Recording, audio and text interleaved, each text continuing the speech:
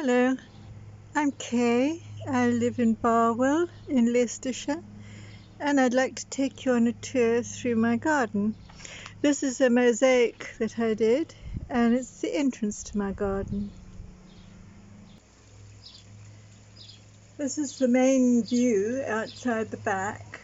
I have the archways because the birds rest on them, and I also feed down on the ground there, so they often come and perch on the top, and they also feed from this bowl at the top of this windbreak that I put up here. This is my wildlife pond. It's without a filter, although it's got a little waterfall here. There's no filter because the fish would eat the tadpoles, and I don't keep fish in this pond. However, I do have fish in this pond, which is filtered, and very often on the far side you can see it's wet over there. It's because it's the main bathing place for all the birds that come here. It's very peaceful to sit here and just enjoy the garden.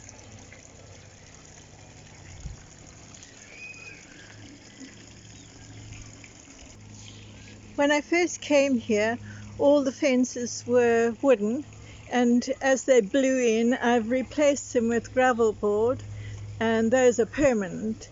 And then I painted them black so that they receded, but in order to get a bit of light, I wanted to have some mirror.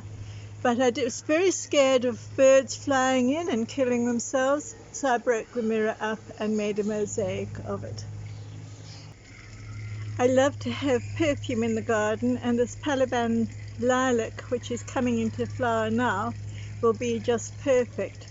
Next to it is a Cornus Cusa, which I keep small by cutting it back, pruning it back, because I love flowers and I don't want to have too much shade.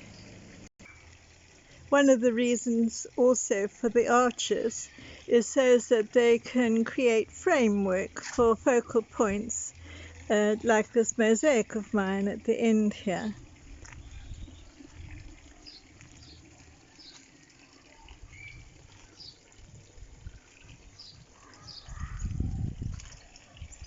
Just show you around.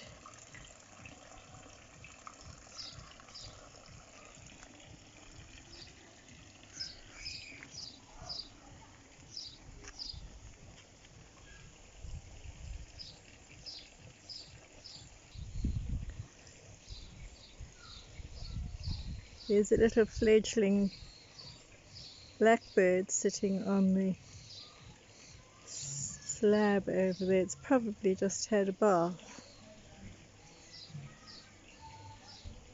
It's cleaning itself off. I have a lot of birds in my garden. You will notice there are no lawns. First of all, because I'm old, I'm 79 now, and I don't want to have to be bothered with keeping a nice lawn, but mainly because I love plants so much that I like to have as many as I possibly can. This euphorbia here will look great just now when the iris open up. There's going to be the purple and the yellow going on there.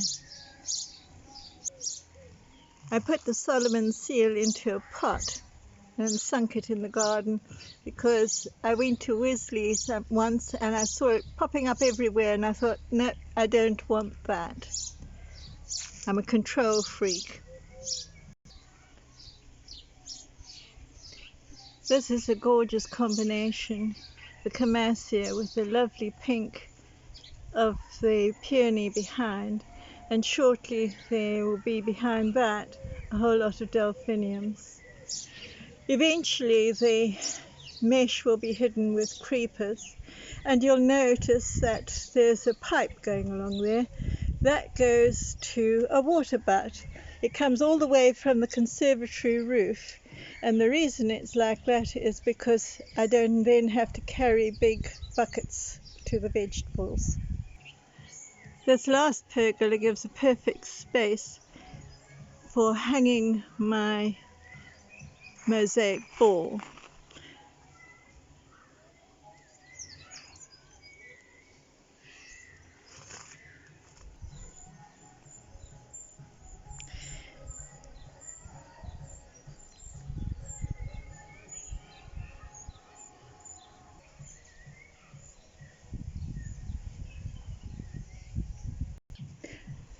Path divides here where the lavender is, which is not yet in flower, so we can go around this part over here.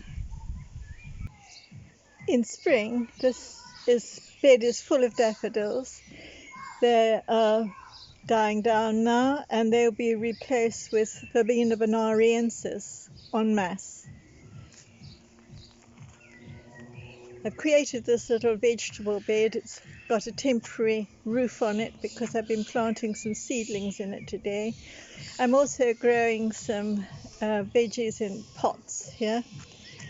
And when I came here 9 years ago, the garden was waist high with grass and brambles, and first thing I did was to plant these silver birch, and they're coming along beautifully, and underneath them are foxgloves. Recently I've added this wall, which is of, well, I'm still doing it in actual fact. You can see from the wheelbarrow that's got logs in here. It's supposed to be for reducing sound from neighbours, which is not happening, unfortunately. But I've created little niches periodically in it, and that's for birds. Eventually it'll be covered in ivy and will go moss as well, but there's going to be lots of wildlife that come and live here. These nests are inhabited, and down in the corner here there's an entrance to a hedgehog house. There's a view of the back garden from under the birch trees towards the house. I made 2 hedgehog houses. As you can see, I divided them off, and both were occupied, and I've now moved the one under the logs. This one I'm going to leave in this position here. This is with the lid on and some polystyrene, and then I put black plastic on top of that, and then something to weigh that down. Potatoes growing happily, and blessings from next door.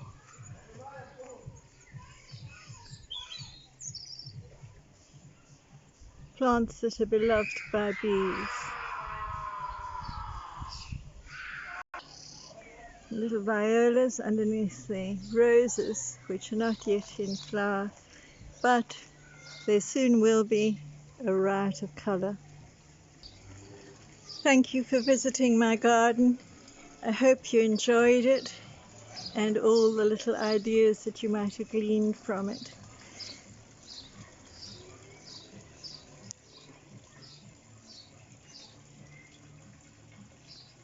Bye.